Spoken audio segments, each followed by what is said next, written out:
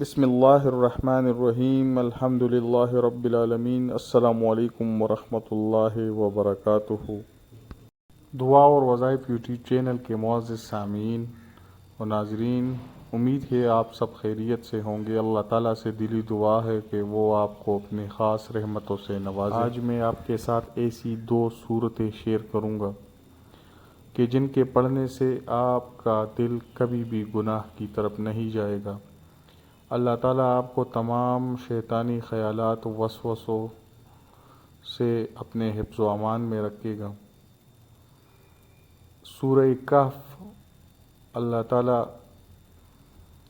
کی طرف سے ایک ایسی آیات ہے کہ جن کے پڑھنے سے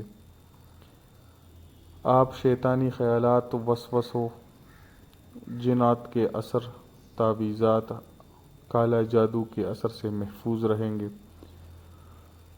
جو بندہ ایک جمعے کی اس کی تلاوت کرتا ہے تو دوسرے جمعے تک سارے جو دن ہے وہ اللہ تعالیٰ اس کو نور سے بھر دے گا، اس بندے کے لیے جو اس سورہ کہف کی تلاوت کرے گا۔